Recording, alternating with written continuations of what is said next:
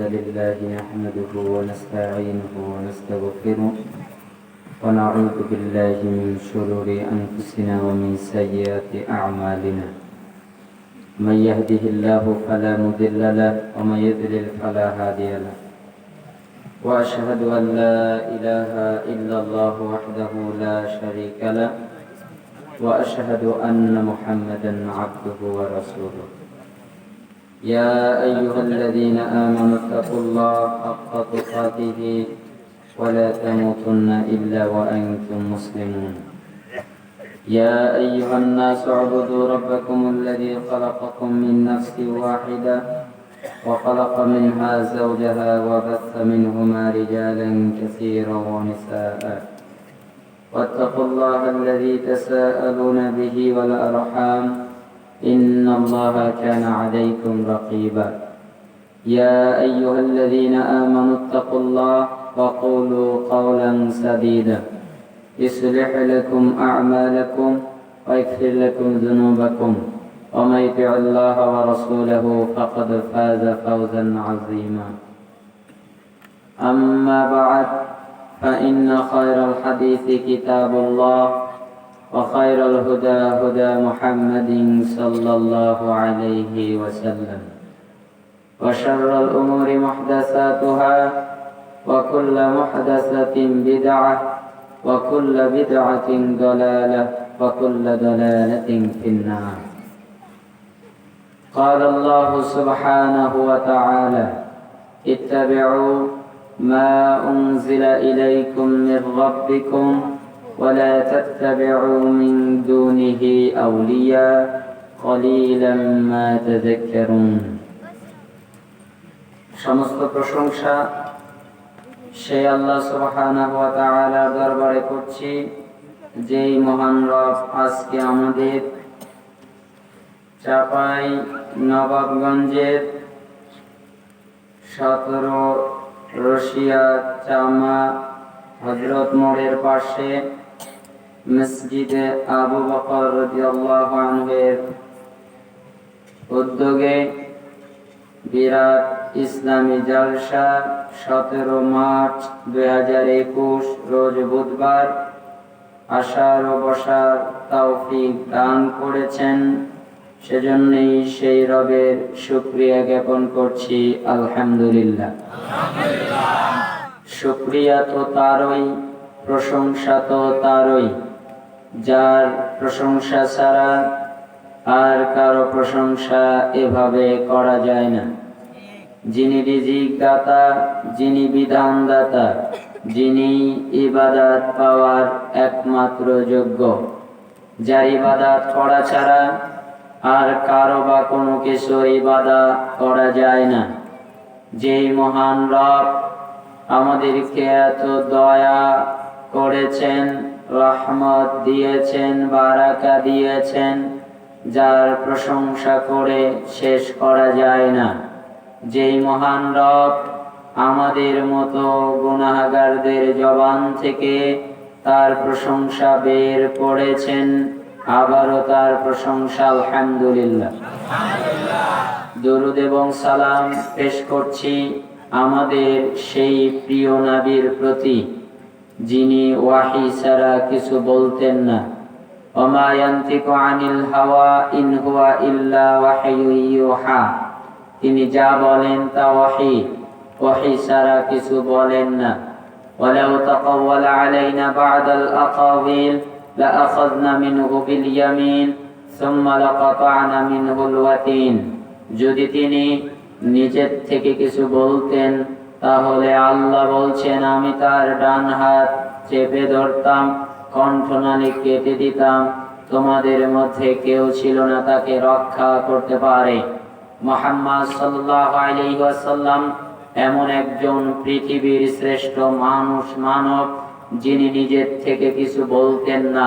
যেভাবে আল্লাহ তাকে মানব জাতির কাছে ওহী পৌঁছিয়ে দিতে বলেছেন সেভাবেই তিনি পৌঁছিয়েছেন, কোনো কম বেশি না করে, না কমিয়েছেন না বাড়িয়েছেন। আমাদের মতো খাসলত নিয়ে নয়, আমাদের চিন্তা চেতনা হয় বাড়াতে হবে, না হলে কমাতে হবে। সমাজে মেলে না তাই কমিয়ে দাও, সমাজে মেলে না তাই বাড়িয়ে দাও। এই নীতি মুহাম্মদ সাল্লাল্লাহু আলাইহি সাল্লামের ছিল না, তার সাহাবীদেরও ছিল না। তারা রাসূল সাল্লাল্লাহু আলাইহি সাল্লাম থেকে কোনো হাদিস যদি শুনতো, নিজের পক্ষ থেকে কম বেশি করত না। যে মুহাম্মদ সাল্লাল্লাহু আলাইহি সাল্লাম নূরের তৈরি না, মাটির তৈরি মানুষ। অনেকেই বলে নূর বললে সম্মান বেড়ে যায়, এই কথা ঠিক নয়।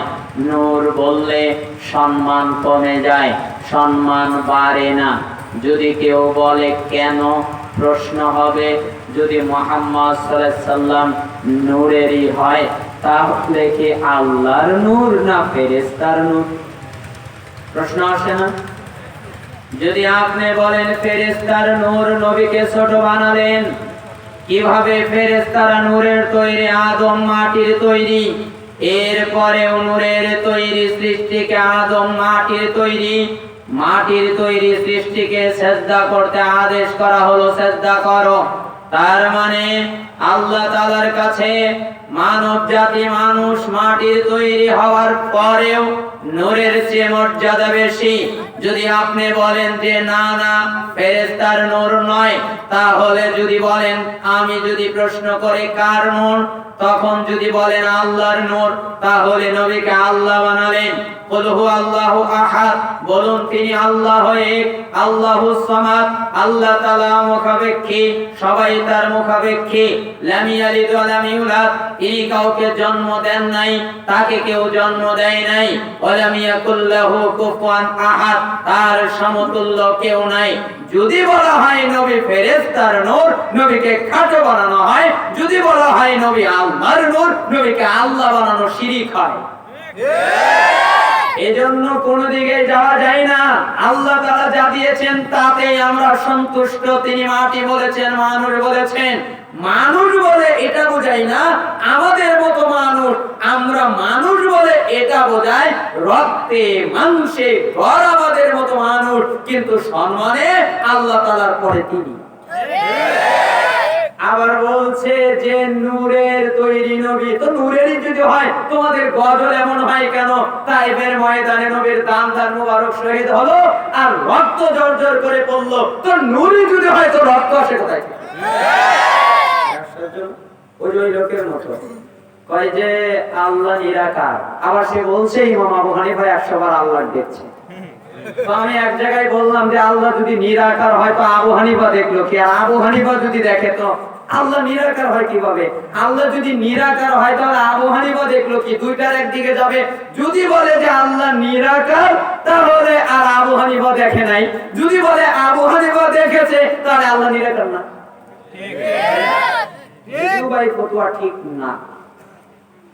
তো প্রশ্ন হলো যে আল্লাহ নবীকে আল্লাহ তাআলা দেখা দিলেন না, অথচ ইমাম আবু হানিফাকে এতবার দেখা দিলেন কেন? এই কথা নগদে মিথ্যা, তা বলতেই হয় না।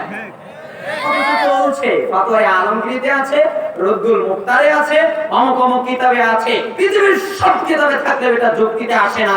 আবু হানিফা সবার দেখলো আর আল্লাহ নবী দেখলো না, এটা কোশ্চেন কালেও কোনো যুক্তিতে ধরতে পারে না।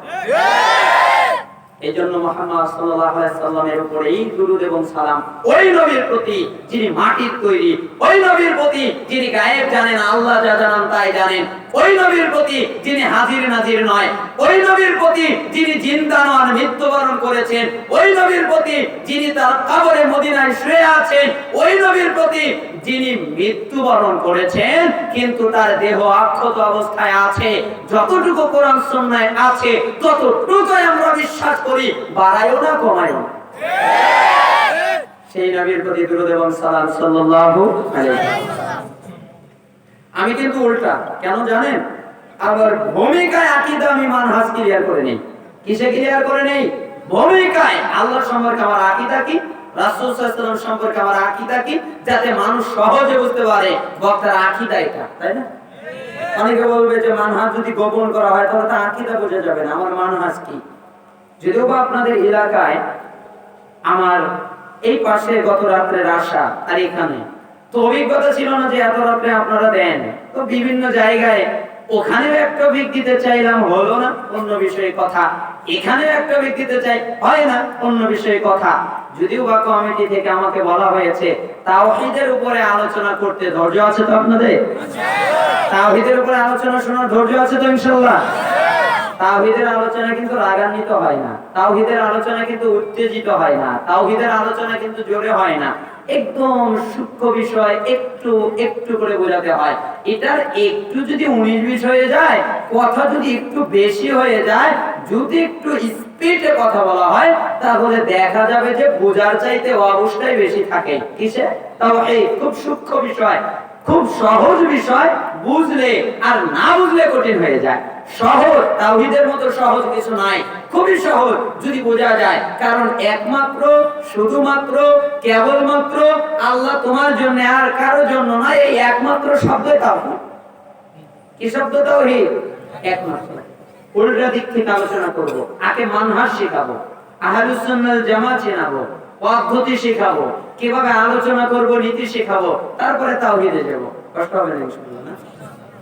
তাহলে চলেন যাই, আমি কিভাবে আলোচনা করব। যদি প্রশ্ন করা হয়, আপনি বক্তা, অনেক দূর থেকে এসেছেন, বলেন আপনার আলোচনার নীতি কেমন? সূরা ইউসুফ আয়াত 108 আল্লাহ তাআলা বলছেন, কুল, হে নবী আপনি বলে দেন, হাদিহি সাবিলি, এটা হচ্ছে আমার রাস্তা। তার মানে আল্লাহর রাস্তায়, আমার রাস্তা সোজা সরল রাস্তা।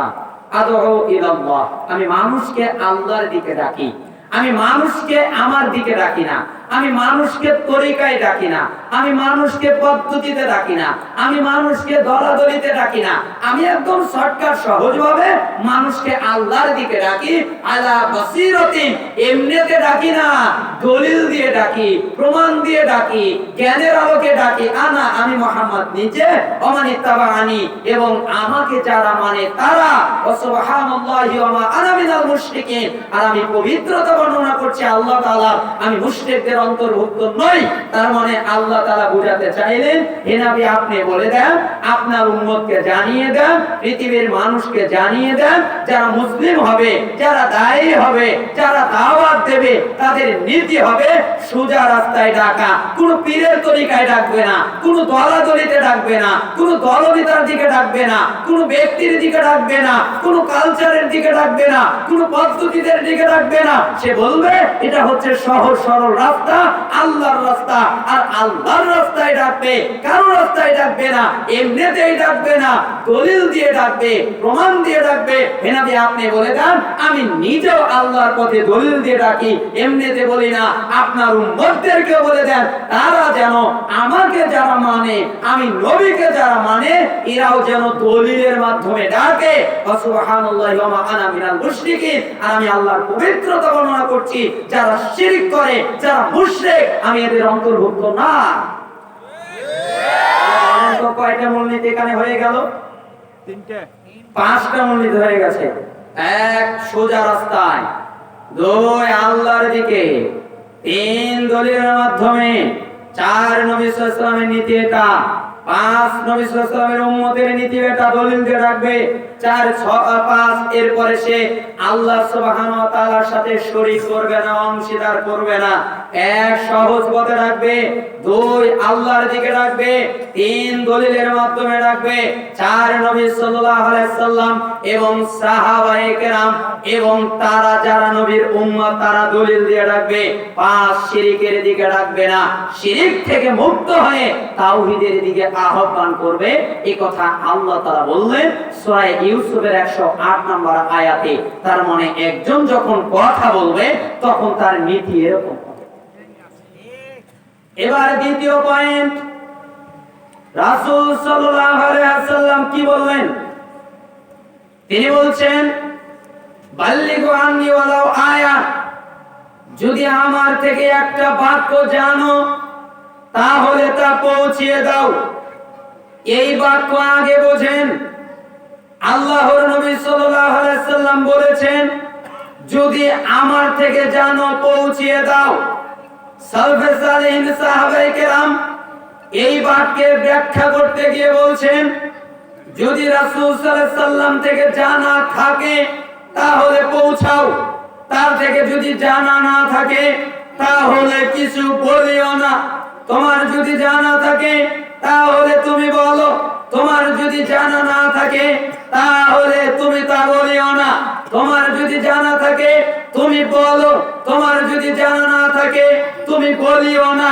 শর্টকাট কথা, যদি রাসূল থেকে জানা থাকে তাহলে বলো, যদি রাসূল থেকে জানা না থাকে তাহলে বলিও না।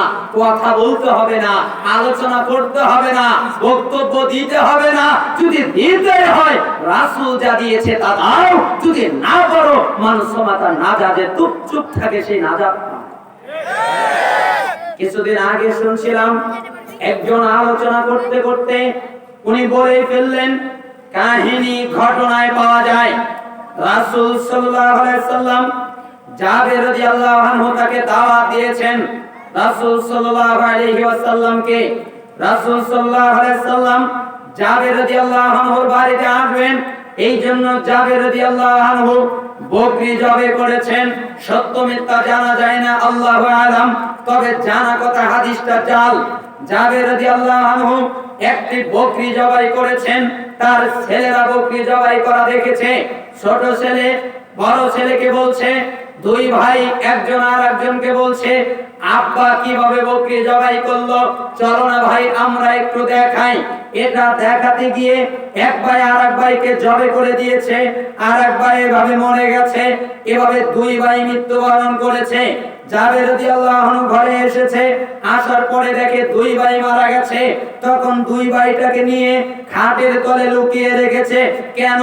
আল্লাহর নবী সাল্লাল্লাহু আলাইহি ওয়াসাল্লাম আসবেন, তিনি খাবার খাবেন, এই অবস্থা দেখলে কষ্ট পাবেন, তাই এভাবে তিনি খাটের তলে লুকিয়ে রেখেছেন। আল্লাহর নবী সাল্লাল্লাহু আলাইহি ওয়াসাল্লাম বাসায় এসেছেন। আসার পরে জিজ্ঞাসা করছেন যে কি ব্যাপার, তোমার দুই সন্তান কই? তখন জাবের রাদিয়াল্লাহু আনহু বলছেন, আল্লাহর নবী সাল্লাল্লাহু আলাইহি ওয়াসাল্লাম আপনি খাবার খান, আমার দুই সন্তান ঘুমাচ্ছে। তখন আল্লাহর নবী সাল্লাল্লাহু আলাইহি ওয়াসাল্লাম বারবার যখন জাবেরকে বলছে তিনি একই কথা বলছেন। এরপরে আল্লাহর নবী সাল্লাল্লাহু আলাইহি ওয়াসাল্লাম বললেন, হে জাবেরের দুই ছেলে তুমি উঠে আসো, তোমরা আমার সাথে খাবার খাও। জাবের রাদিয়াল্লাহু আনহুর দুই সন্তান মৃত ছিল, মৃত্যুবরণ করেছিল। আল্লাহর নবী সাল্লাল্লাহু আলাইহি ওয়াসাল্লামের কথা শুনে তারা দুজনে উঠে এসে আল্লাহর নবী সাল্লাল্লাহু আলাইহি ওয়াসাল্লামের সাথে খাবার খেলো। এই কথা যদি রাসূলের না হয় তাহলে তার থাকার জায়গা জাহান্নাম। বাল্লিগু আন্নি ওয়ালাউ আয়া ওয়া হাদিসু আন বানি ইসরাঈল ওয়ালা হারাজ। বানি ইসরাইলের কাহিনী বলো, সমস্যা নাই, অসুবিধা নাই। ঘটনা বলতে পারো, কাহিনী বলতে পারো, কোনো সমস্যা নাই। ওমান কাযাবা আলাইহি মুতাআম্মিদান ফালিয়াতাবাওয়া মাকআদাহু মিনান নার। কাহিনী বলতে গিয়ে, ঘটনা বলতে গিয়ে কোন ব্যক্তি যদি এমন কথা বলে, এমন কাহিনী বলে যা রাসূলের থেকে প্রমাণিত নয়, তাহলে থাকার জায়গা জাহান্নামে সে করে নেয়। এই বুখারীর 3461 নম্বরে হাদিসে এসেছে, সনদ মতন দুটাই বিশুদ্ধ গ্রহণযোগ্য হাদিস। রাসূল সাল্লাল্লাহু আলাইহি ওয়াসাল্লাম তিনটা বাক্য বললেন, আমার থেকে কথা জানলে পৌঁছাও, না জানলে পৌঁছায়ও না। বনি ইসরাইলের কাহিনী বলো, সমস্যা নাই, ঘটনা বলতে পারো। এরপরে যদি তোমরা এমন কাহিনী কিচ্ছা হাদিস বলো যা রাসূলের থেকে প্রমাণিত নয়, তাহলে থাকার জায়গা জাহান্নামে হয়ে যায়। তাহলে আগের বাক্য পরের বাক্যের সাথে মিলে গেল। আগের বাক্য দলিল দিয়ে কথা বলতে হয়, পরের বাক্যেও রাসূল সাল্লাল্লাহু আলাইহি ওয়াসাল্লাম থেকে জানা থাকলে পৌঁছাতে হয়, না জানা থাকলে পৌঁছাতে। দ্বিতীয় আর একটা মূলনীতি, আমাদের দেশে বিভিন্ন তাফসীরুল কোরআন মাহফিল হয়, হয় না? তাফসীরুল কোরআন মাহফিল অনেক জায়গায় হয়, কিন্তু সূত্রবিহীন হয়। আজকে যেহেতু আমার আলোচনার বিষয় তাওহীদের উপরে এবং কিছু মানহাজগত বিষয়ের উপরে দেওয়া হয়েছে, আমি চেষ্টা করব কিছু হলেও যত উপকার হয়, মানহাজের দিক থেকে সংশোধন হয় এবং আলোচনা করার দিকে নিয়ম নীতি যেন পদ্ধতি অবলম্বন করা হয়। যখন কেউ তাফসীরুল কোরআন মাহফিল করবে তখন এমনিতেই নাম দিলেই তাফসীরুল কোরআন মাহফিল করা যায় না। শুধুমাত্র তাফসীরুল কোরআন মাহফিল নাম দেওয়ার পরে কাউকে দাওয়াত দিলাম, সে কথা বলবে, কোরআন থেকে আয়াত বলবে আর সে অনুবাদ করবে, এটার নাম তাফসীরুল কোরআন মাহফিল নয়। কোরআন থেকে আয়াত বলবে আর সে নিজের মতো ব্যাখ্যা করবে, এর নাম তাফসীরুল কোরআন মাহফিল নয়। প্রত্যেকটা জিনিস করতে সূত্র লাগে। যখন সে বীজগণিত করবে তখন তার সূত্র লাগে, যখন সে পাটিগণিত করবে তখন তার আলাদা সূত্র যন্ত্র লাগে, যখন সে মেশিন চালাবে তখন তার আলাদা পদ্ধতি লাগে, যখন সে ক্যামেরাম্যান ক্যামেরা করবে তখন তার আলাদা পদ্ধতি লাগে। প্রত্যেকটা জিনিসের এক একটা নিয়ম নীতি আছে, একটা সূত্র আছে। যদি সূত্র মোতাবেক ওই জিনিসকে ফেলানো না হয় তাহলে সেটা সঠিক হয় না। ঠিক ইসলামিক মাহফিল, তাফসীরুল কোরআন মাহফিল করার জন্য সূত্রের প্রয়োজন আছে। কোরআনুল কারীমের ব্যাখ্যা নিজের মতো করলে হয় না, কোরআনুল কারীমের ব্যাখ্যা মন মতো করলে হয় না। কোরআনুল কারীম ব্যাখ্যা করার জন্য সূত্রের প্রয়োজন রয়েছে, মূলনীতির প্রয়োজন রয়েছে, আছে না নাই? আপনাদের কি মনে হয়? অবশ্যই থাকার কথা। প্রত্যেকটা জিনিসের যদি মূলনীতি থাকে তাহলে হাদিস বোঝার মূলনীতি আছে, কোরআন বোঝার মূলনীতি আছে, ঠিক তাফসীরুল কোরআন মাহফিল করার মূলনীতি আছে। যদিও বা আলোচনা আপনাদেরকে নতুন কিছু দেওয়ার নয়, শুধুমাত্র স্মরণ করিয়ে দেওয়া। কোরআনুল কারীমের ব্যাখ্যা করতে গেলে, তাফসীর করতে গেলে 5টা মূলনীতি লাগে। কয়টা? 5টা মূলনীতি লাগে। এক, কোরআনের ব্যাখ্যা করতে গেলে কোরআনকে দিয়ে কোরআনের ব্যাখ্যা করতে হয়। কোরআনের প্রথম ব্যাখ্যা করবেন আল্লাহ তাআলা। তাফসীরুল কোরআন বিল কোরআন, কোরআন দিয়ে কোরআনের ব্যাখ্যা করা, এটা হচ্ছে কোরআনের প্রথম মূলনীতি, প্রথম পদ্ধতি। আপনি যদি বলেন কেন, আমি বলবো আল্লাহ তাআলা বলেছেন ওয়ালা ইয়াতুনাকা বিমাসালিন ইল্লা জিনাকা বিল হাক্কি ওয়া আহসানা তাফসীরা। আল্লাহ তাআলা বলছেন, হে নবী তুমি বলে দাও তারা তোমার কাছে, হে নবী তুমি জেনে নাও তারা তোমার কাছে যত জটিল আর কঠিন ব্যাখ্যাই নিয়ে আসুক না কেন, যত জটিল আর কঠিন বিষয় নিয়ে আসুক না কেন, তা যদি তোমার কাছে জটিল হয়, কঠিন হয়, আমি আল্লাহ তাআলা হে নবী সাল্লাল্লাহু আলাইহি সাল্লাম, হে নবী তোমাকে আমি আল্লাহ তাআলা তোমাকে ওয়াহসানা তাফসীরা, উত্তম তাফসীর করে দেব, সঠিক ব্যাখ্যা আমি আল্লাহ করে দেব। বলেন তো কোরআনের ব্যাখ্যা প্রথমে কে করবেন? আল্লাহ তাআলা করবেন। আল্লাহ তাআলা করবেন কিভাবে? কোরআনের আয়াত দিয়েই কোরআনের আয়াতের ব্যাখ্যা হবে। এটা হচ্ছে প্রথম মূলনীতি। দ্বিতীয় মূলনীতি হচ্ছে তাফসীরুল কোরআন বিস সুন্নাহ অথবা তাফসীরুল কোরআন বিল হাদিস। হাদিস দিয়ে সুন্নাহ দিয়ে কোরআনের ব্যাখ্যা করতে হবে। যদি আপনি বলেন কেন, আল্লাহ তাআলা নিজেই বলেছেন ওয়া আনজালনা ইলাইকা যিকরা লিতুবাইয়িনা লিন-নাস মা নুজিলা ইলাইহিম ওয়া লাআল্লাহুম ইয়াতাফাক্কারুন। আল্লাহ তাআলা বলেন, হে নবী আমি এই কিতাবটা তোমার উপরে নাজিল করেছি এজন্যই মানুষদের জন্য যা নাজিল করা হয়েছে যাতে এর ব্যাখ্যা তুমি করে দিতে পারো, তুমি যেন স্পষ্ট করে দিতে পারো, তুমি যেন ব্যাখ্যা করে দিতে পারো। এজন্যই হে নবী তোমার উপরে কোরআন নাজিল করেছি। ব্যাখ্যা কোনো বিশ্বাস করবে না, ব্যাখ্যা কোনো হুজুরে করবে না, ব্যাখ্যা কোনো দলনেতা করবে না, ব্যাখ্যা কোনো ব্যক্তি করবে না, ব্যাখ্যা করবেন আল্লাহর নবী। এজন্য আল্লাহ তাআলা তার উপরে কিতাব নাজিল করেছে। এরপরে তৃতীয় পয়েন্ট আসবে সাহাবীদের ব্যাখ্যা নেওয়া। যদি বলেন দলিল কোথায়, আগের যেটা আল্লাহ ব্যাখ্যা করবেন সূরা ফুরকান 33 নম্বর আয়াত, যেখানে আল্লাহর নবী সাল্লাল্লাহু আলাইহি সাল্লামকে দায়িত্ব দেওয়া হয়েছে। সূরা নাহল 44 নম্বর আয়াত, যেখানে সাহাবীরা ব্যাখ্যা করবেন, মুমিনরা করবেন, সালফে সালেহিনরা করবেন। সেখানে আল্লাহ তাআলা বলছেন ওমাইয়ু শাকিকুর রাসূল মিন বাদি মা তাবায়ানা লাহুল হুদা ওয়া ইয়াত্তাবি গায়রা সাবিলিল মুমিনিন নুওয়াল্লিহি মা তাওয়াল্লা ওয়া নুসলিহি জাহান্নাম ওয়া সাআত মাসীরা।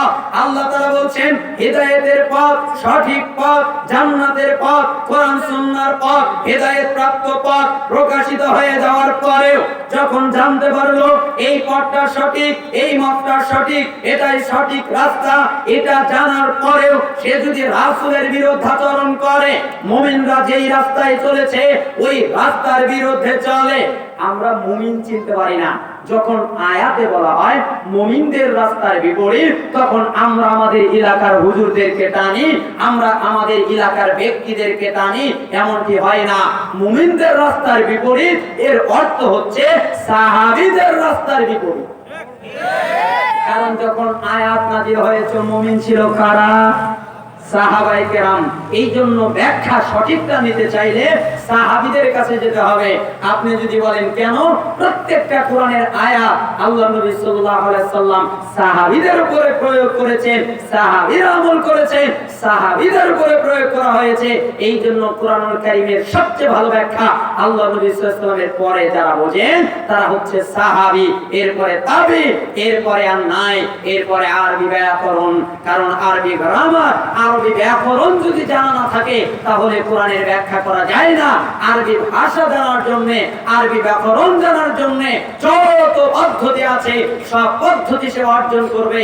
এই পাঁচটা মূলনীতি: এক, কোরআন দিয়ে কোরআনের ব্যাখ্যা; দুই, রাসূল সাল্লাল্লাহু আলাইহি ওয়াসাল্লামের হাদিস দিয়ে কোরআনের ব্যাখ্যা; তিন, সাহাবীদেরকে দিয়ে কোরআনের ব্যাখ্যা; চার, তাবিঈন এবং সালফে সালেহিনদেরকে দিয়ে কোরআনের ব্যাখ্যা; পাঁচ, আরবি ব্যাকরণের মাধ্যমে কোরআনের ব্যাখ্যা। এই পাঁচটা মূলনীতি থাকলে তাফসীরুল কোরআন মাহফিল সঠিক, আর এই মূলনীতি না থাকলে ওটা কোরআন থেকে অনুবাদ করলেও ব্যাঠিক। এই জন্যই তো দলাদলি হয়, বলে যে এও তো কোরআন থেকে কথা বলে, সেও তো কোরআন থেকে কথা বলে, এও তো কোরআনের আয়াত ব্যবহার করে, সেও তো কোরআনের আয়াত ব্যবহার করে। হুজুর আমরা বিপদে পড়েছি, কোথায় যাব? আপনিও তো কোরআনের আয়াত বলে, আরেকজন বক্তা আসে, সেও তো কোরআনের আয়াত বলে, আরেকজন মুফাসসির, সেও তো কোরআনের আয়াত বলে। না, কোরআন আল্লাহর, কোরআন আল্লাহর, আয়াত আল্লাহর, ব্যাখ্যা হুজুরের। এই জন্য যত হুজুর তত দল। ব্যাখ্যা আল্লাহর নেয়নি, ব্যাখ্যা রাসূলের নেয়নি, ব্যাখ্যা সাহাবীর নেয়নি, ব্যাখ্যা তাবিঈর নেয়নি, ব্যাখ্যা সালাফদের নেয়নি। ব্যাখ্যা সে নিজের মতো করেছে। যে যত ব্যাখ্যা করেছে নিজের মতো করার কারণে একটার সাথে মেলে না। ওই দেখেন না সূরা আলে ইমরান 103 নম্বর আয়াত। আমি মাঝে মধ্যেই রাগ করেই বলি, আশ্চর্য দেশ বাংলাদেশ, যে আয়াত দিয়ে অর্থ করা যায় ওই আয়াত দিয়ে বিভক্ত করে। যে আয়াত দিয়ে ঐক্য করা সম্ভব ওই আয়াত দিয়ে বিভক্ত হয় শুধুমাত্র নিজের বুঝের কারণে। আমাকে একদিন এক কথা বললো এক আলেম, বলছেন মজাক করে যে বাংলাদেশে মুসলমানই নাই। তখন বললাম কেন? কই এই দলের দৃষ্টিতে ওই দল কাফের, ওই দলের দৃষ্টিতে ওই দল কাফের, ওই দলের দৃষ্টিতে ওই দল কাফের, ওই দলের দৃষ্টিতে ওই দল কাফের, এক দলের দৃষ্টিতে আর এক দল কাফের, তো মুসলমানই না, তাই না? কেন ইখতিলাফ ঘটেছে? কেন এত মতৈক্য ঘটেছে? কেন বিভক্ত হয়ে গেছে? কেন রাসূল সাল্লাল্লাহু আলাইহি ওয়াসাল্লামের সেই সুন্দর দ্বীন যেটা আল্লাহ তাআলা নাযিল করেছেন তারপরে এটা কেন এত টুকরা টুকরা বিভক্ত হয়ে গেছে? তার মূল কারণ কোরআনের ব্যাখ্যা নিজের মতো করা হয়েছে, সাহাবী তাবী রাসূল সাল্লাল্লাহু আলাইহি ওয়াসাল্লামের মতো করে করা হয় নাই। এই জন্য যে যার মতো করছে তার মতোই ব্যাখ্যা হয়ে গেছে। এই যে দেখেন না, ওয়াকুনু মা'আস সাদিকিন, তোমরা সত্যবাদীদের সাথে হও, আছে না? তখন এখানে মনে করেন আমি এক পীর সাহেব, তখন আমি বলছি আল্লাহ তাআলা বলেছেন ওয়াকুনু মা'আস সাদিকিন, সত্যবাদীদের সাথে হও। সত্যবাদীকে? সত্যবাদী হলো আমার পীর সাহেব, তার হাতে বায়াত নাও। এখন আর এই পীর নাই, আর এক পীর স্টেজে উঠেছে, তিনি ওই আয়াত বলছেন ওয়াকুনু মা'আস সাদিকিন। কোনটাই হক নয়, কোনটাই সঠিক নয়, একমাত্র আমার দল সঠিক, অতএব আমার সাথে হও। আমার ওলিয়া উলিয়া যারা আছে এরা সত্যবাদী। এবার ইপেরও গেছে, আর এক পীর বসেছে, সেও বলছে ওয়াকুনু মা'আস সাদিকিন, সত্যবাদীদের সাথে হও। যদি প্রশ্ন করা হয় সত্যবাদীকে, তাহলে পীর ধরো, পীর হলো সত্যবাদী, ঠিক না? আমি মাঝে মধ্যে রাগ করে বলি আয়াত ওনার বাপের উপরে নাযিল হয়েছে। কেন? সত্যবাদী হলে রাসূল সাল্লাল্লাহু আলাইহি ওয়াসাল্লামের সাহাবীরা হবে নাকি?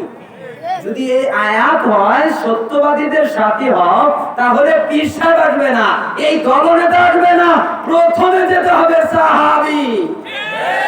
আয়াত যখন নাযিল হয়েছে যেতে হবে তখন। সত্যবাদী মানে সাহাবীদের সাথে হও। সাহাবীরা যে পথে চলেছে, তাবিঈরা যেই পথে চলেছে, ওই একই মানহাজে যারা চলছে তাদের সাথে হও। তার মানে সাহাবীদের সাথে। রাসূল সাল্লাল্লাহু আলাইহি ওয়াসাল্লাম বলেন নাই যে ৭২ ৭৩ হবে আমার উম্মত, আর ৭২ হয়েছিল ইহুদি খ্রিস্টান, ৭০ থেকে ৭২ আমার উম্মত বিভক্ত হয়ে যাবে ৭৩ ভাগে। তখন সাহাবায়ে কেরাম প্রশ্ন করেছিলেন না যে নাজাত প্রাপ্ত দল কোনটা? আল্লাহ নবী যে বললেন একটা জান্নাতে, বাকিগুলো জাহান্নামে। তো জান্নাতে যাবে কোন দল? আল্লাহ নবী সাল্লাল্লাহু আলাইহি ওয়াসাল্লাম কিন্তু আমাদের দেশের কোন দলের কথা বলেন নাই। বলেন নাই এই দল, বলেন নাই সেই দল, বলেন নাই সেই তরিকা। একটা সূত্র দিয়েছেন, মা আনা আলাইহি ওয়া আসহাবি, আমি আর আমার সাহাবীরা আজকের দিনে যার উপরে আছে তার উপরে যারা থাকবে, আমি আর আমার সাহাবীরা আজকের দিনে মা আনা আলাইহি ওয়া আসহাবি, মা আনা আলাইহি আল ইয়াউম ওয়া আসহাবি, দুই বর্ণনায় দুইটা। আমি আর আমার সাহাবীরা যার উপরে আছি, আমি আর আমার সাহাবীরা আজকের দিন আল ইয়াউম, টুডে, আজকের দিনে যার উপরে আছি এর উপরে যারা থাকবে ওরাই জান্নাতি, ওরাই নাজাত প্রাপ্ত। এর বাইরে যারা যাবে ওরাই ওই 72-এর একটা। তার মানে জান্নাতি দল কোনো ব্যক্তির দল না, জান্নাতি দল কোন লোকের বানানো দল না, জান্নাতি দল কোন তরিকা না, জান্নাতি দল কোন দল পদ্ধতি না। জান্নাতি দল ওইটা সাহাবীরা যার উপরে ছিল ওর উপরে যারা থাকবে ওরাই হচ্ছে জান্নাতি দল। তুমি মিলাদ করে বেড়াও আর বলো সাহাবীরা করে নাই, সমস্যা নাই, আর তুমি বলো যে আমি জান্নাতি দল। তুমি কিয়াম করে বেড়াও আর বলো সাহাবীরা করে নাই, সমস্যা নাই, এটা জায়েজ আছে, তুমি বিদআত করে বেড়াও। তুমি আবার বলো সাহাবীরা করে নাই, সমস্যা নাই, এটা তো ভালো কাজ। তো তুমি কিভাবে ওই দল হতে পারো? তোমাকে ওই দল হতে গেলে সাহাবীরা যা করেছেন তাই করতে হবে, 19-20। এই জন্যই তো মানহাজ বোঝা জটিল আর কঠিন, মানহাজ অনুযায়ী চলা আরো কঠিন। মানহাজ তো বোঝাই যায় না, মানুষ মনে করে মানহাজ বুঝতে হয় না, শুধুমাত্র কথা দুই একটা বললেই সঠিক আকীদা হয়ে যায়। আমরা যদিও অত বিদ্যা বুদ্ধি রাখি না, আমাদেরও ইলম কালাম অত অনেক বেশি কথা বলছি না, অনেক জ্ঞানের অধিকারী আমরা এই কথাও বলছি না, আমাদের জ্ঞান অনেক কম। যারা জ্ঞানী তাদের তুলনায় যারা আল্লাহকে ভয় করে আমরা তাদেরকে জ্ঞানী মনে করি, যারা আল্লাহর জন্য কাজ করে আমরা তাদেরকেই জ্ঞানী মনে করি, যারা প্রাতিষ্ঠানিকভাবে পড়ালেখা করে আল্লাহকে ভয় করে না আমরা তাকে জ্ঞানী মনে করি না, আমরা তাকে মূর্খ মনে করি। আমরা জ্ঞানী তাকেই মনে করি যারা ইলম অনুযায়ী আল্লাহকে ভয় করে, আমল করে, আমরা তাদেরকেই জ্ঞানী মনে করি। তাদের তুলনায় আমাদের কোনো ইলম বুদ্ধি নাই। তো ছোট বুদ্ধিতে যতটুকু আমাদের মনে হয় যে কোরআনের ব্যাখ্যা নিজেদের মতো করার কারণে বিভক্ত হয়। যেমন আল্লাহ তাআলা সূরা আলে ইমরান দেখেন, ঐক্যের আয়াতগুলো কিন্তু সব বিভক্ত হয়ে গেছে। 103 নম্বর আয়াত আল্লাহ তাআলা বলছেন, ওয়াতাসিমু বিহাবলিল্লাহি জামিআন ওয়া লা তাফাররাকু, তোমরা আল্লাহর রজ্জু শক্ত করে আঁকড়ে ধরো, পরস্পরে বিচ্ছিন্ন হয়ো না। তোমরা আল্লাহর রজ্জু রশি শক্ত করে আঁকড়ে ধরো, পরস্পরে বিচ্ছিন্ন হয়ো না। তখন একজন বলছে এই যে ঐক্যবদ্ধ হতে হবে, এর অর্থ দল ধরতে হবে, এর অর্থ সংগঠন ধরতে হবে, এর অর্থ কোনো ব্যক্তি ধরতে হবে, ব্যক্তির মাধ্যমে ঐক্যবদ্ধ হতে হবে। আসলে বুঝতে পারিনি আমরা এইখানে যে আল্লাহ তাআলা বলেছেন আল্লাহর রশি, আল্লাহর রজ্জু শক্ত করে আঁকড়ে ধরো। আল্লাহর রশি, আল্লাহর রজ্জু হচ্ছে পবিত্র কোরআন। এই রজ্জুকে শক্ত করে আঁকড়ে ধরো, পরস্পরে বিচ্ছিন্ন হয়ো না। এর অর্থ হচ্ছে কোরআনকে আঁকড়ে ধরো, কোরআন থেকে বিচ্ছিন্ন হয়ো না। আল্লাহর রশির আর একটা অর্থ দ্বীন ইসলামকে আঁকড়ে ধরো, দ্বীন ইসলাম থেকে বিচ্ছিন্ন হয়ো না। ওরা এই রশির আর একটা অর্থ ইসলামকে আঁকড়ে ধরো, ইসলাম থেকে বিচ্ছিন্ন হয়ো না। এই রশির আর একটা অর্থ কোরআন সুন্নাহকে আঁকড়ে ধরো, কোরআন সুন্নাহ থেকে বিচ্ছিন্ন হয়ো না। এই রশির আর একটা অর্থ রাসূল তোমাদেরকে যা দিয়েছেন, আল্লাহ তাআলা রাসূল সাল্লাল্লাহু আলাইহি ওয়াসাল্লামের মাধ্যমে তোমাদের যা দিয়েছেন তোমরা তাই আঁকড়ে ধরো, তার থেকে বিচ্ছিন্ন হয়ো না। এই কিতাব থেকে বিচ্ছিন্ন হয়ো না, কোরআন সুন্নাহ থেকে বিচ্ছিন্ন হয়ো না। কিভাবে ব্যাখ্যা হয়ে উল্টে গেল, কোরআন সুন্নাহ লাগে না, দলাদলি থেকে বিভক্ত হলো। আশ্চর্য! যে আয়াতগুলোতে ঐক্য করা যায়, যে আয়াতগুলোতে দল ভাঙা যায়, ওই আয়াতগুলোই আমরা দলের বিপক্ষে আমরা ব্যবহার করে দলাদলির পক্ষে ব্যবহার করছি। আপনাদের কষ্ট পাচ্ছেন না?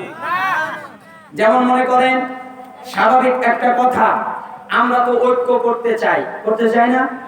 আল ইয়াউমা আকমালতু লাকুম দীনাকুম, সূরা মায়েদার 3 নম্বর আয়াতের এক অংশে আল্লাহ তাআলা তো বলেই দিয়েছেন যে আজকের দিনে ইসলাম কমপ্লিট হয়ে গেছে নাকি আনকমপ্লিট? কমপ্লিট ইসলাম তো বোঝেন। কমপ্লিট কাকে বলে? পরিপূর্ণ, যেখানে অপরিপূর্ণতা নেই। একটা গ্লাস যদি নিয়ে আসা হয় আর যদি বলি এই গ্লাসটা পরিপূর্ণ, তার মানে গ্লাসে পরিপূর্ণ পানি আছে। এবার যদি আমি বলি একটু পানি আমি রাখবো, তাহলে ওই গ্লাস থেকে পানি ঢেলে ফেলে দিয়ে রাখতে হবে, নতুবা রাখতে গেলে পড়ে যাবে। ঠিক দিন ইসলাম কমপ্লিট এর অর্থ হচ্ছে যে ওইখানে আর কিছু ঢোকাতে হবে না, ওইখানে আর কিছু কমাতে হবে না। ইসলামের ভিতরে যা আছে তাই এনাফ। এখানে কিছু কমানোরও প্রয়োজন নাই, এখানে কিছু বাড়ানোরও প্রয়োজন নাই। এই জন্য তো ইমাম মালিক রাহিমাহুল্লাহ বলেছেন, যারা বিদআত করলো, যারা কোনো ইবাদত তৈরি করলো, যারা কোনো আমল তৈরি করলো, যারা কোনো পদ্ধতি তৈরি করলো, তারা বুঝাতে চাইলো মুহাম্মদ সাল্লাল্লাহু আলাইহি সাল্লামের উপরে দ্বীন পরিপূর্ণ হয় নাই, এই জন্য ওরা আলাদা আরেকটা বানালো। ইনকমপ্লিট মানে কি আর নতুন কিছু আবিষ্কার হবে না, নতুন কিছু তৈরি হবে না। ওই কমপ্লিট দিনের ভিতরে আমাদের যে জীবন ব্যবস্থা, তার নাম ছিল ইসলাম। ইন্না দীনা ইনদাল্লাহিল ইসলাম, আল্লাহর নিকটে মনোনীত দ্বীন, জীবন ব্যবস্থার নাম হচ্ছে ইসলাম। এই জন্য সৌদি আরবের একজন বিখ্যাত শায়েখ বলেছেন যে তোমরা যদি ঐক্যবদ্ধ হতে চাও তাহলে আল ইয়াউমের দিন নাও। আল ইয়াউমের দিন নিতে চাইলে ইসমুন রসমুন ঠিক রাখতে হবে, চিত্রকে ঠিক রাখতে হবে, নামকে ঠিক রাখতে হবে। আমরা যদি আল ইয়াউমের ইসলাম নেই তাহলে ইসলাম, এই ইসলাম লিখলে যেমন হয়, ইসলাম দেখতে একটা চিত্র হয়, এই চিত্রের, এই লেখার, এই নামের আগে পরে কোনো শব্দ লাগানো যাবে না। যদি আগে শব্দ লাগায় বাড়ানো হবে, যদি পরে শব্দ লাগায় বাড়ানো হবে। আগে পরে কোন শব্দ লাগানো যাবে না। আগে পরে শব্দ লাগালে ওটা আর আল ইয়াউম থাকবে না, ওটা আর ওই দিনের ইসলাম থাকবে না।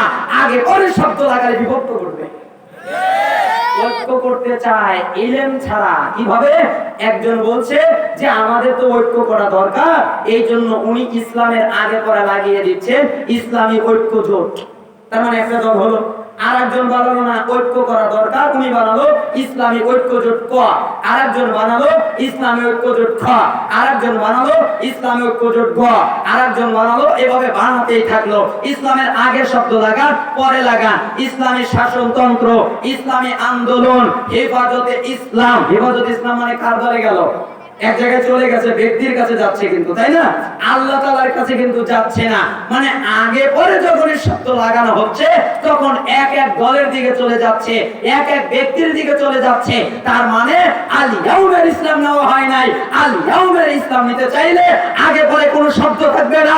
ইসলামের আগে হেফাজত কেটে দাও, ইসলামের পরে শাসনতন্ত্র কেটে দাও, ইসলামের পরে ঐক্য জোট কেটে দাও, ইসলামের আগে পরে যত শব্দ আছে সব কেটে দাও, আবার ঐক্য হয়ে যাবে। আগে পরে শব্দ লাগিয়ে ঐক্য জোট করা যায় না, বিভক্ত ঘটে। ঐক্য করতে হয় ইলমের মাধ্যমে, ঐক্য করতে হয় আল ইয়াউমের ইসলাম নিয়ে। যেমন এই আল ইয়াউম না বোঝার কারণে সমাজে বিদআত তৈরি হয়। আল ইয়াউম না বোঝার কারণে সমাজে ইবাদতের নামে অনেক কৃষ্টি কালচার তৈরি হয়। কিভাবে? ইরবাদ ইবনে সারিয়া রাদিয়াল্লাহু আনহু তিনি বলেন, রাসূলুল্লাহ সাল্লাল্লাহু আলাইহি সাল্লাম বলেছেন, ওয়াদানা রাসূলুল্লাহ সাল্লাল্লাহু আলাইহি সাল্লাম মাওইদাতান ওয়াজিলাত মিনহাল কুলুব ওয়া যারাফাত মিনহাল উয়ুন ফাকুলনা ইয়া রাসূলুল্লাহ কান্নাহা মাওইদাতু মুআদ্দিন ফাআউসিনা ক্বালা উসিকুম বিতাকওয়াল্লাহ ওয়াস সামঈ ওয়াত তাআ ওয়া ইন তা'আম্মারা আলাইকুম আবদুন। আল্লাহর নবী সাল্লাল্লাহু আলাইহি সাল্লামের সাহাবী ইরবাদ ইবনে সারিয়া রাদিয়াল্লাহু আনহু তিনি বলেন, একদিন আল্লাহর নবী আমাদের মধ্যে বের হয়ে আসলেন, তখন আমাদেরকে ওয়াজ করলেন। বের হয়ে আসার পরে তিনি আমাদের মাঝে নসিহত করলেন, আমাদের মাঝে ওয়াজ করলেন। তাতে আমরা ভয় পেয়ে গেলাম, আমাদের অন্তর ভয় পেয়ে গেল, আমাদের চক্ষু দিয়ে টস টস করে পানি পড়তে লাগলো। আর আমরা বললাম মনে হয় এটা বিদায়ী ভাষণ, হয়তোবা আল্লাহ নবী সাল্লাল্লাহু আলাইহি সাল্লাম এরপরে আর কখনো আমাদের মধ্যে ভাষণ দেবেন না, আমাদের মধ্যে কথা বলবেন না। আমাদের বুঝতে বাকি রইল না যে এটাই হয়তো আল্লাহ নবী সাল্লাল্লাহু আলাইহি সাল্লামের শেষ ভাষণ। তখন আমরা বললাম, আল্লাহর নবী সাল্লাল্লাহু আলাইহি সাল্লাম আপনি যেহেতু আমাদের মধ্য থেকে চলেই যাবেন, তাই আমাদেরকে জীবনের শেষ নসিহত করে যান, আমাদের বিদায়ী নসিহত করে যান, উপদেশ দিয়ে যান।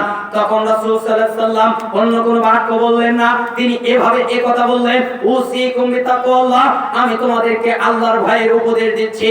তার মানে একটা ব্যক্তি যদি আল্লাহকে ভয় পায়, তার অন্তরে যদি আল্লাহর ভয় থাকে, ও সুদ খেতে পারে না, ও ঘুষ খেতে পারে না, ও রাহাজানি করতে পারে না, ও কোনো ক্ষতিকারক কাজ করতে পারে না। একটা ব্যক্তি যদি আল্লাহকে ভয় করে, ও কখনো জাতিকে ধোঁকা দিতে পারে না। একটা ব্যক্তি যদি আল্লাহকে ভয় করে, সে কখনো ইলমের সাথে খেয়ানত করতে পারে না। একটা ব্যক্তি যদি আল্লাহকে ভয় করে, সে পাপ আচারের কাজ করতে পারে না। এই জন্য আল্লাহর নবী বললেন, তুমি আল্লাহকে ভয় করবে, আর নেতার কথা শুনবে, এরপরে তার আনুগত্য করবে। তোমার নেতা যেই হোক না কেন, তার আনুগত্য আগেই করো না। আগে নেতার কথা শুনবে, শোনার পরে দেখবে কথাটা ঠিক আছে কিনা।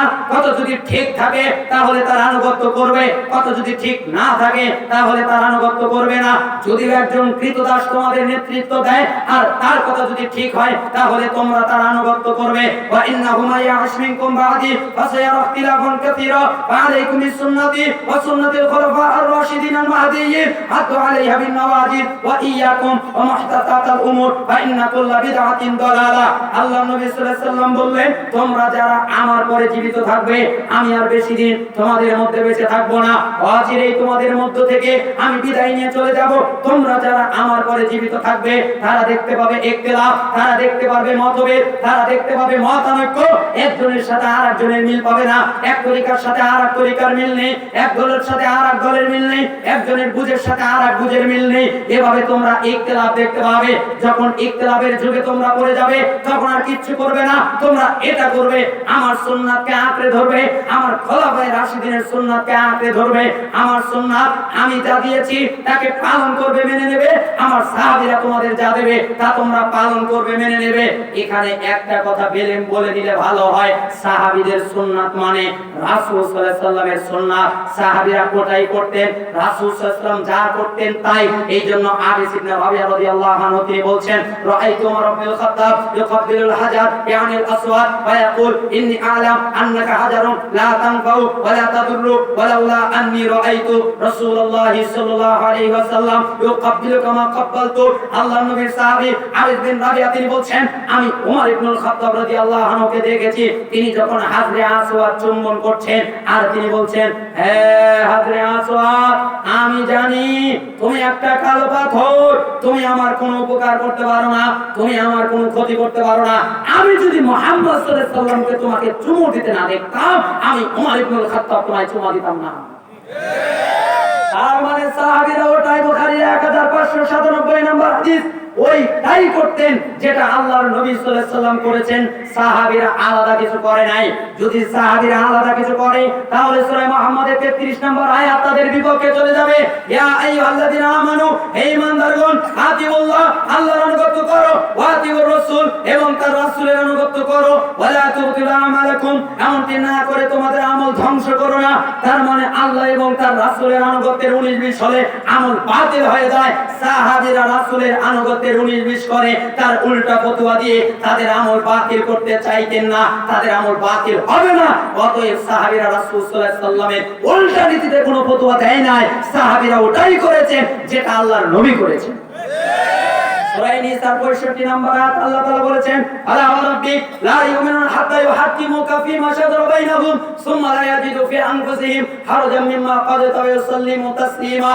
কিন্তু না, তোমার প্রতিপালকের শপথ, তারা ঈমানদার হবে না যতক্ষণ পর্যন্ত তারা তাদের বিবাদ এবং বিসম্বাদে, তারা যে ঝগড়াঝাটি করেছে, তারা যে ইখতিলাফ করেছে, তারা যে বিভক্ত হয়েছে, এই ইখতিলাফে, এই বিবাদে, এই ঝগড়াঝাটিতে তুমি নবীকে ফয়সালাকারী না বানাবে। আর তুমি যেই ফয়সালা দেবে, ওই ফয়সালাকে যতক্ষণ পর্যন্ত সন্তুষ্ট চিত্তে মেনে না নেবে, ততক্ষণ পর্যন্ত ঈমানদার হতে পারবে না। হাদিস আরবানের 41 নম্বর হাদিসে এসেছে, লা ইউমিনু আহাদুকুম হাত্তা ইয়াকুনা হাওয়াহু তাবাআন লিমা জিতু বিহি। তোমরা ততক্ষণ পর্যন্ত ঈমানদার হতে পারবে না, পরিপূর্ণ মুমিন হতে পারবে না, যতক্ষণ পর্যন্ত তোমার প্রবৃত্তি আমার আনিত দ্বীনের নিচে মাথা নত না করবে, ততক্ষণ পর্যন্ত তোমরা ঈমানদার হবে না। এতে বোঝা গেল সাহাবীদের সুন্নাত ওটাই যেটা আল্লাহর নবী দিয়েছেন।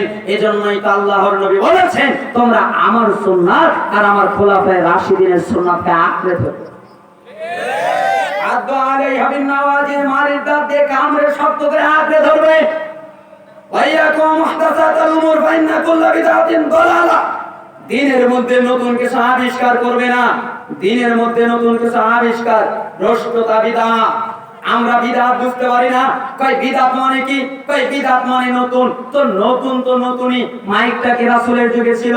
তখন বলে না তো ছিল না। কই তাহলে মাইক তো বিদআত। আচ্ছা তুমি কি রাসূলের যুগে ছিলে? না আমি তো ছিলাম না। তাহলে তুমি তো বিদআত। আচ্ছা রাসূলের যুগে কোরআনুল কারীমে কি জের জবর ছিল? তখন বলি না জের জবর তো ছিল না। কই তাহলে এটা বিদআত। আচ্ছা রাসূলের যুগে কি কোরআনে নোক্তা ছিল? সেটা তো ছিল না। তো নোক্তা লাগালো কেন? এটাও তো বিদআত। রাসূলের যুগে কি ক্যামেরা করা ছিল? না তা তো ছিল না। তাহলে ক্যামেরা লাগাই কেন? এটাও তো বিদআত।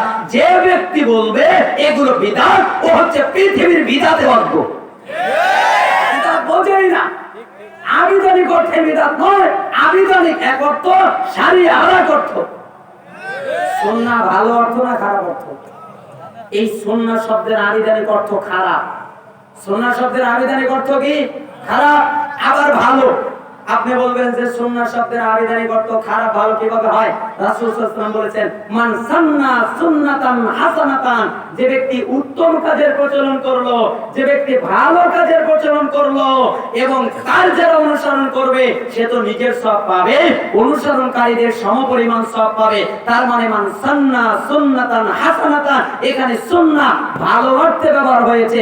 আবার একই হাদিসে ওমান সান্না সুন্নাতান সাইয়াতান, যে ব্যক্তি খারাপ কাজের বদ কাজের প্রচলন করলো, ইবনে মাজাহ 207 নম্বর হাদিস। তার মানে বোঝা যায় সুন্নাহ শব্দের আবিধানিক অর্থ কর্মপদ্ধতি, রাস্তা। ভালো হতে পারে, মন্দ হতে পারে। মন্দ রাস্তাকেও সুন্নাহ বলা হয়, ভালো রাস্তাকেও সুন্নাহ বলা হয়। ইবনে মাজাহ 207 নম্বর হাদিস অনুযায়ী। আর শাড়ি আরেক অর্থ, শাড়ি ভিন্ন অর্থ, শরীয়তের পরিভাষায় অন্য অর্থ।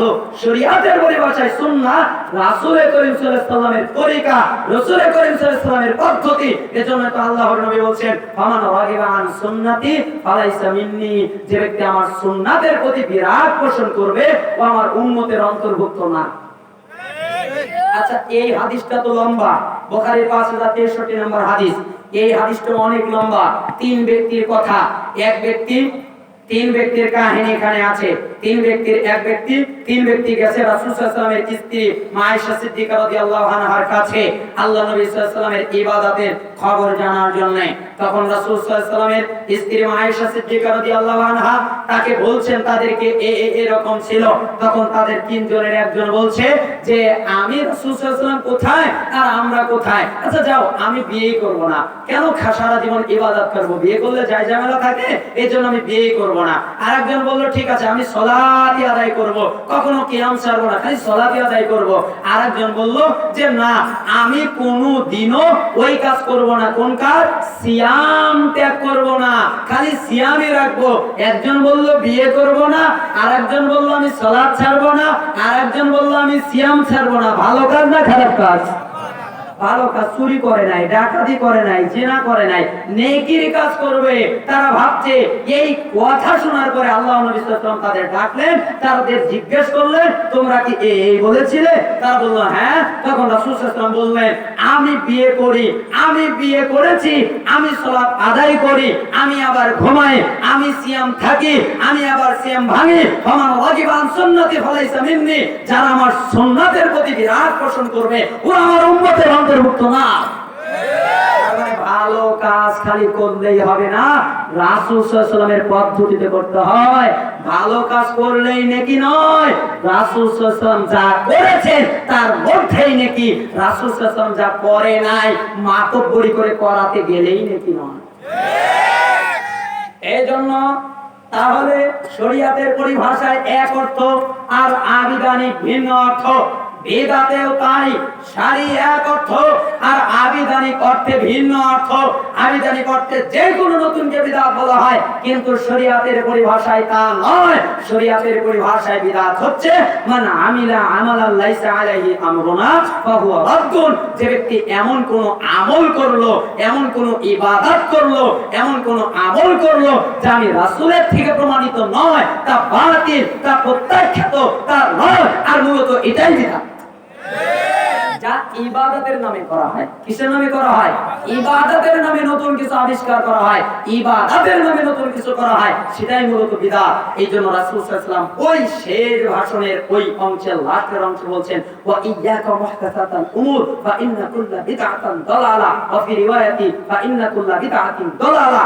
রাসূল সাল্লাল্লাহু আলাইহি ওয়াসাল্লাম এবার বলেছেন, আবু দাউদ 4607 নম্বরে এসেছে, ইবনে মাজাহ 43 নম্বরে এসেছে, সহিহ ইবনে হিব্বানের 5 নম্বরে এসেছে, তিরমিজি 2676 নম্বরে এসেছে, তিরমিজি 2157 তে এসেছে, সহিহ আত-তারগিব ওয়াত তারহিবে 37 নম্বরে এসেছে।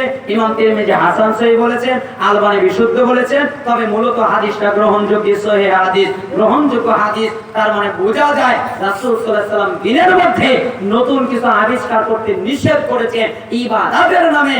আমরা তো আয়াত পড়ি, লাকাদ কানা লাকুম ফি রাসূলিল্লাহ উসওয়াতুন হাসানাহ, তোমাদের জন্য রাসূলের আদর্শ, রাসূলের জীবন ব্যবস্থা উত্তম, উসওয়ায়ে হাসানাহ, তাই না? আমরা কার আদর্শ নিব?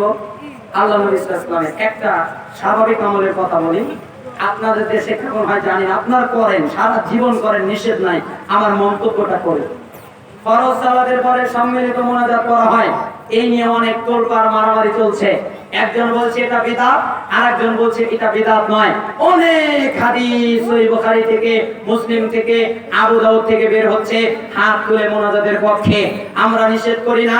অনেক হাদিস আছে হাত তোলার পক্ষে, অনেক হাদিস আছে হাত তোলার পক্ষে, যে হাত তুলতে হবে, হাত তোলা জায়েজ রয়েছে, হাত তোলা বৈধ রয়েছে।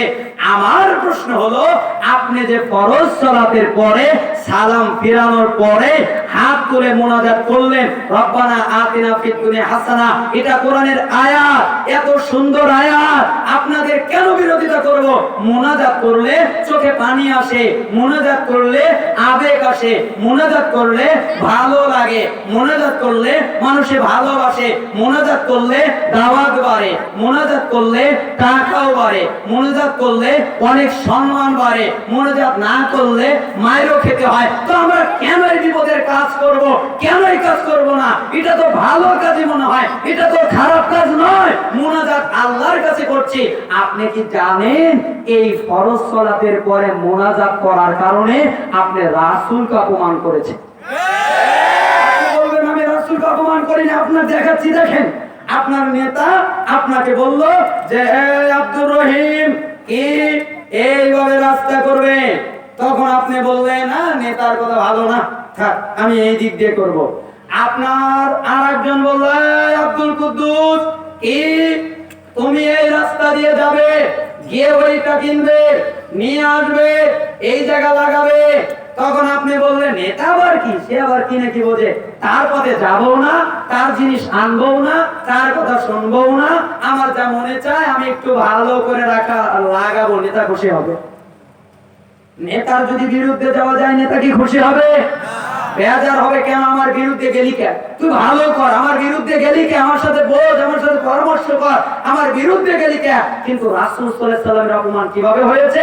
আল্লাহ নবী সাল্লাল্লাহু আলাইহি ওয়াসাল্লাম বলেছেন, ফরজ সালাত যখন শেষ হয় আস্তাগফিরুল্লাহ 3 বার বলবে, আল্লাহ ক্ষমা করে দেয়। আল্লাহুম্মা কাসসালামু মিনকাস সালাম তাবারাকা ইয়া যাল জালালি ওয়াল ইকরাম, এটা বলবে, আল্লাহ তোমার উপরে শান্তি বর্ষণ করবে। তারপরে কোনো বর্ণনায় লা ইলাহা ইল্লাল্লাহ এই দোয়া রয়েছে, কোনো বর্ণনায় সুবহানাল্লাহ, আলহামদুলিল্লাহ, আল্লাহু আকবার 33 বার করে লা ইলাহা ইল্লাল্লাহ ওই দোয়া দিয়ে 100 বার পূর্ণ করবে, অথবা লাস্টে আল্লাহু আকবার 34 বার পড়বে, 100 বার পূর্ণ করবে। আল্লাহ নবী সাল্লাল্লাহু আলাইহি ওয়াসাল্লাম বলেছেন, ফরজ সালাত পরে আয়াতুল কুরসি পড়বে। আয়াতুল কুরসি যদি কেউ পড়ে ইখলাস আর ইয়াকিনের সাথে, তাহলে সে জান্নাতে যাবে। মাঝখানে বাধা হলো মৃত্যু, তার মানে মৃত্যু হলেই সে জান্নাতে যাবে। ফরজ সালাতের পরে সূরা ইখলাস, সূরা ফালাক, সূরা নাস 3 বার করে ফজর আর মাগরিবে আর বাকিকে 1 বার করে পড়বে। এটা আল্লাহর নবী সাল্লাল্লাহু আলাইহি ওয়াসাল্লামের সুন্নাত। আর তিনি অনেকগুলো দোয়া শিখিয়েছেন। এবার আপনি যদি ওইখানে রব্বানা আতিনা করেন, তো রাসূল অপমান হলো নাকি অপমান হলো না? কেন অপমান হলো? তার সুন্নাতকে সরিয়ে দেওয়া হলো, তার সুন্নাতকে অবজ্ঞা করা হলো। হে দাদু, এই জন্যই আমরা করি না। আমরা অত মহব্বত দেখাতে চাই না, আমরা ওইটাই পছন্দ করি যেটা আল্লাহর নবী করেছেন, আমরা ওইটাই সন্তুষ্ট যেটা আল্লাহর নবী করেছেন। আল্লাহর নবী যা করে নাই ওটা মিষ্টি লাগলে আমরা করি না। আবার বলে যে অসুবিধা কি? আপনার কাছে এই প্রশ্ন, মসজিদে ঢোকার সময়ে আপনি কি দোয়া পড়েন? আল্লাহুম্মা আফতাহ লি আবওয়াবা রাহমাতিক। এবার যদি আপনি বলেন এখানে অসুবিধা কি, সূরা ফাতিহা পড়ব, তাহলে নেকি হবে না গুনাহ হবে? কেন? রাসূলেরটা চেঞ্জ করা হলো। আপনি যদি মসজিদ থেকে বের হওয়ার সময় এক দোয়া সেখানে ভিন্নটা দেন, তাহলে রাসূলকে অপমান করা হলো।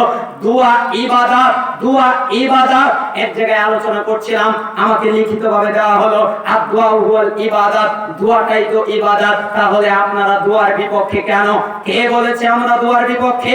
দোয়া ইবাদত, দোয়া ইবাদত। আবার দোয়া আরো আছে, দোয়া বিদআত, দোয়া ইবাদত, দোয়া শিরক। কিভাবে?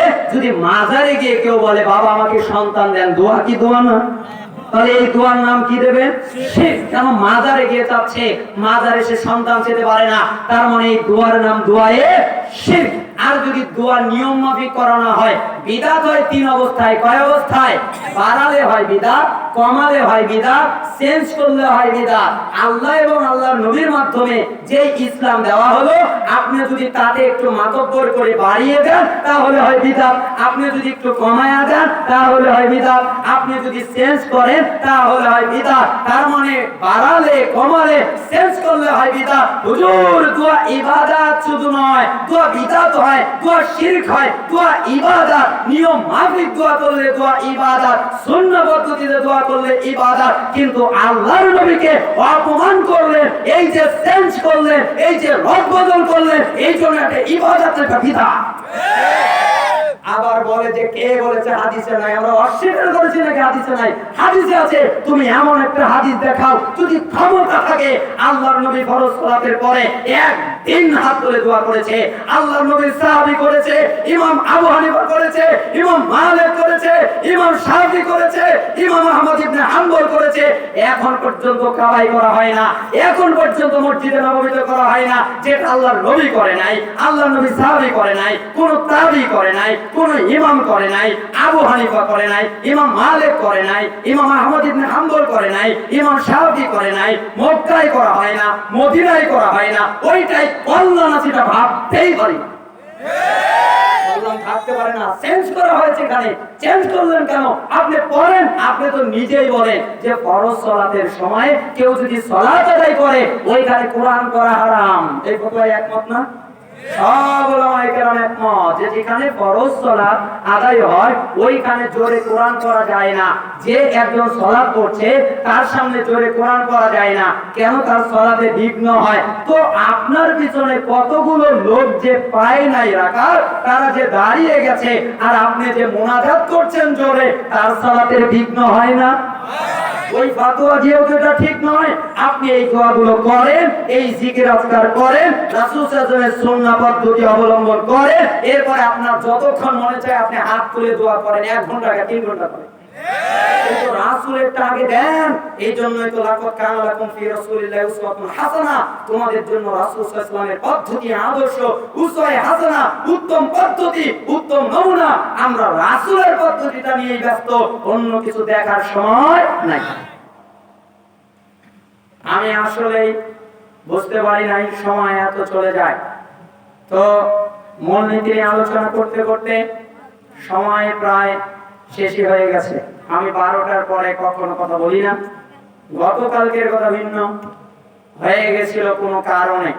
আমি আপনাদেরকে বারবার হুঁশিয়ার করেছি যে আমাকে আগেই নেওয়ার ব্যবস্থা করিয়েন, কারণ 12টার পরে আলোচনা করা ঠিক নয়। কি কারণে? রাত অনেক গভীর হয়ে গেছে। আপনাদেরকে আমি আলোচনা শোনাবো, আর মাঝখান থেকে আপনারা ফরজ সালাত ত্যাগ করবেন, আর দোষভার আমার ঘাড়ে এসে পড়বে। আমি এটা নিতে রাজি নই। এমনি অনেক জীবনে গুনাহ আছে, এইগুলো নিয়ে ব্যস্ত আছি। আল্লাহ সুবহানাহু ওয়া তাআলা আপনাদেরকে কবুল করে নেন। আজকে পর্যন্ত।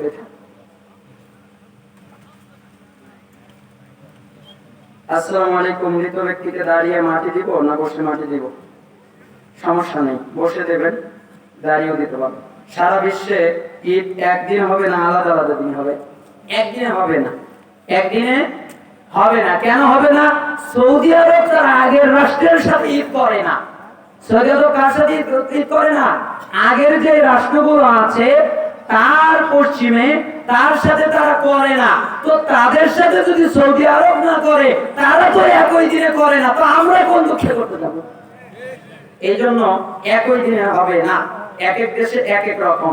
আপনি যদি আবার যুক্তি খাটান যে সমস্যা কি, লাইলাতুল কদর তো ভিন্ন দিনে হয় না, ওটা তো এক এক দেশে ওটা তো ভিন্ন এক রাত হয়। তো আমি যদি আপনার উল্টো প্রশ্ন করি, আল্লাহ যে শেষ রাত্রে নেমে আসেন কোন দেশের রাত্রে, আমাদের দেশের রাতে না সৌদি আরবের রাত্রে না আমেরিকার রাত্রে, তো মাথায় ঢুকবে?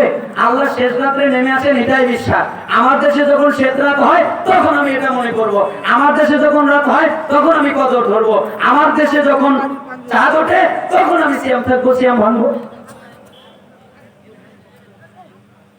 আব্দুল খালেক, আব্দুর রহমান, আব্দুল সালাম, এই নামগুলোকে কি আব্দুল বাদ দিয়ে শুধু রহমান, খালেক, সালাম বলে ডাকা যাবে? সহিহ আকীদার মানুষরাও কোনো গুরুত্ব না দিয়ে আব্দ ছাড়াই নামগুলো ডাকে, এমনকি ব্যাস করেও ডাকে, ব্যঙ্গ করেও ডাকে বেশিরভাগ মানুষের বিধান কি? জি না, আল্লাহ সুবহানাহু ওয়া তাআলার যে নাম আছে গুণবাচক, সেই নাম যদি কারো রাখে তাহলে আব যোগ করে রাখতে হবে। রহমান রাখলে আব্দুর রহমান, আব্দুর রহিম। এখানে যদি রহিম, রহমান ডাকে নামে ডাকা হয় তাহলে শিরিক হয়ে যাবে এবং এভাবে উচিত নয়, কারণ এই গুণগুলো আল্লাহ সুবহানাহু ওয়া তাআলার জন্য। আর ব্যঙ্গ করলে তো মারাত্মক অপরাধ হবে, এমনকি কুফরিও হয়ে যেতে পারে। খুতবা দেওয়া মেম্বারের উপর আল্লাহ শব্দ লেখা থাকছে, ওই মেম্বারে চড়ে খুতবা দিচ্ছে, এটা কি ঠিক? ঠিক না। অবৈধ ব্যবসা করে টাকা দান করলে কতটুকু নেকি হবে? এই টাকা মসজিদ মাদ্রাসা বানানো যাবে কি? ছেলে মেয়ে সালাত আদায় করে না, কি করব? ছেলে মেয়ে সালাত আদায় না করলে পিটিয়ে সালাত আদায় করাবেন, কারণ শিক্ষক তার ছাত্রকে পিটাতে পারে না। কেন? এরকম বর্ণনা নাই, শিক্ষক তার ছাত্রকে পিটাতে পারে না। মা বাবা তার সন্তানকে পিটাতে পারে, শিক্ষক পিটাতে পারে না। এটা খেয়াল রাখবেন, আপনার সন্তানকে প্রয়োজনে পিটিয়ে সালাত আদায় করাবেন। আর আগের প্রশ্ন, অবৈধভাবে যদি কেউ ব্যবসা করে তার টাকা মসজিদে দেওয়া যাবে কিনা? সিরাত ইবনে হিশাম 48 নম্বর পৃষ্ঠা একটা কাহিনী দেখবেন। রাসূল সাল্লাল্লাহু আলাইহি ওয়াসাল্লামের আগে যখন তার উপরে নবুয়ত আসে নাই, তার বয়স 35 বছর, কোন বর্ণনায় 24, ইখতিলাফপূর্ণ। তো রাসূল সাল্লাল্লাহু আলাইহি ওয়াসাল্লামের উপরে ওহী যখন আসে নাই, তখন ওই সময়ের মক্কার মুশরিক কুরাইশরা আল্লাহর কাবা ঘর একটু পুরাতন হয়ে গেছিল, নির্মাণ করবে, এই জন্য তারা একটা ভাষণ দিয়েছিল, হে মক্কার জনবসতি, তোমাদের কাছে কার টাকা পয়সা আছে আমাদেরকে তা দাও, দিনার দিরহাম দাও, খবরদার হারাম টাকা দিও না, হারাম দিনার দিরহাম দিও না, হারাম দিয়ে আল্লাহর ঘর নির্মাণ করব না। এই জন্য হালাল পয়সার কম পড়ে গেল, আল্লাহর ঘর নির্মাণ করতে গিয়ে হাতেমদারদের হাত থেকে বাদ পড়ে গেল, কেন? হালাল টাকা নেই হতো। তো তারাও হারাম টাকা আল্লাহর ঘরে লাগাতে চায়নি, তো আমরা তো অবরোহ করি। শয়তান মানুষের প্রকাশ্য শত্রু কিভাবে? অনেক লম্বা। যারা ছাত্রদের খানা খাওয়াচ্ছে অর্থাৎ জায়গায়, তাদের প্রতিদান কি? এটাকে সাদকা জারিয়া হবে? হ্যাঁ, ইনশাআল্লাহ অবশ্যই। আহলে হাদিস এবং হানাফিদের মধ্যে পার্থক্য কি? আহলুল হাদিস আর সত্যিকারের হানাফি একই। ইমাম আবু হানিফা রাহিমাহুল্লাহ বলেছেন, ইযা সাহাল হাদিস ওয়া হুয়া মাযহাবি, যখন সহিহ হাদিস পেয়ে যাবে আমার মাযহাব, লা ইয়াহিল্লু লিআহাদিন আইয়াকুযা বিকাউলিনা মা লাম ইয়ালাম মিন আইনা আখাযনা, কারোর জন্য হালাল নয় আমাদের কথা দিয়ে ফতোয়া দেবে যতক্ষণ না জানবে দলিল কোথায়। হারামুন আলা মান লাম ইয়ারিফ দালিলা ইউফতিয়া কালামি, কোন মুফতির জন্য জায়েজ না আমাদের কথা দিয়ে ফতোয়া দেবে যতক্ষণ না জানবে প্রমাণ কোথায়। ইযা কুলতু ক্বালা ইয়াখালিফু কিতাবাল্লাহ খাবর রাসূল সাল্লাল্লাহু আলাইহি ওয়াসাল্লাম ফাতরুকু কাউলি, আমি আবু হানিফা যদি কোনো কথা বলি, ওই কথা আল্লাহ এবং তার রাসূলের যদি বিরুদ্ধে যায়, তাহলে তোমরা আমি আবু হানিফার কথা ফেলে দাও, আল্লাহ এবং তার রাসূলের কথাকে গ্রহণ করো। ইমাম আবু হানিফা তার নামে কোনো দল বানায় নাই, এই কথা ইমাম আবু হানিফা বলে নাই। যারা তার নামে বানিয়েছে তারা কিয়ামতের ময়দানে জবাব দেবে। ইমাম সাহেব সূরা ফাতিহা শেষ করে অন্য সূরা পড়ছে, এমন অবস্থায় আমি জামাত ধরলাম, আমি কি সূরা ফাতিহা পড়ব?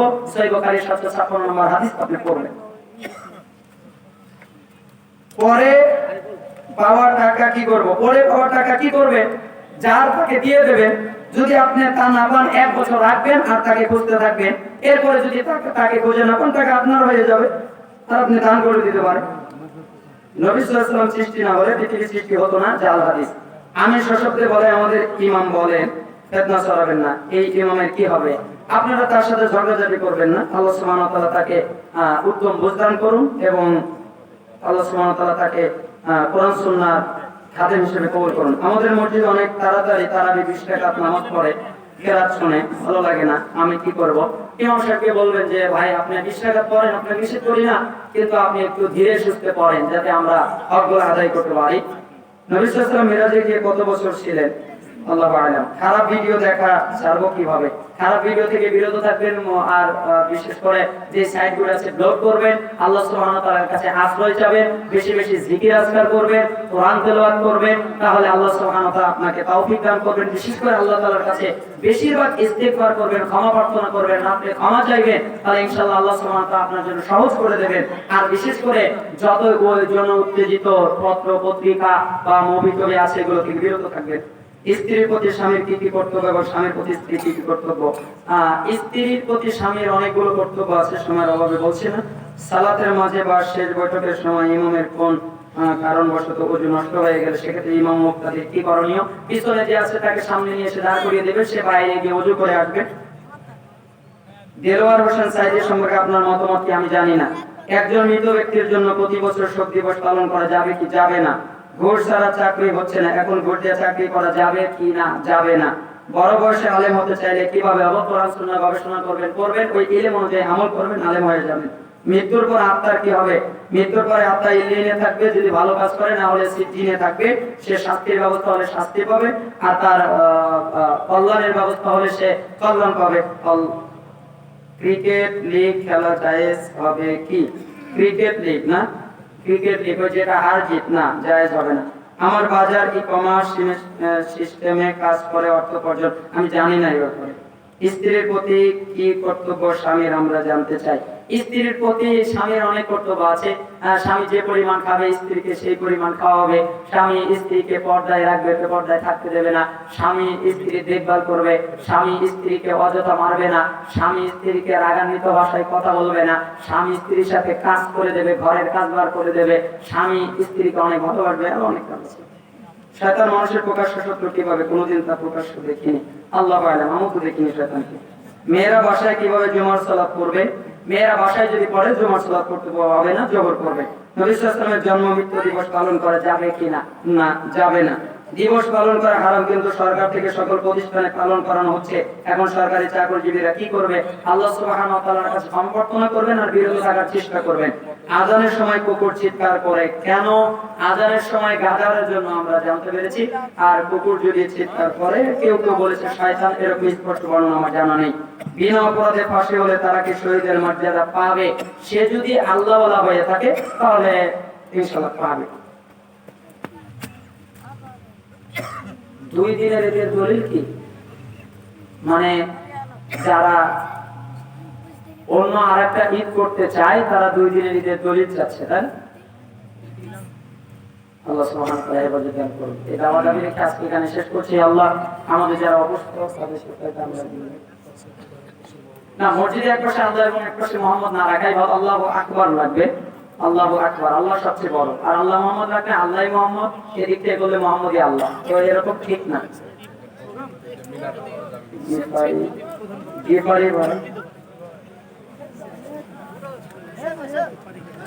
করেন, সমস্যা নেই, আলহামদুলিল্লাহ করতে পারেন। আরেকজন আছে, উনি একটু আপনাদের কাছে চাবে, আপনারা থাকেন। বৈঠক শেষে তো আমি করছি, আল্লাহ আমাদের কবুল করে দিন।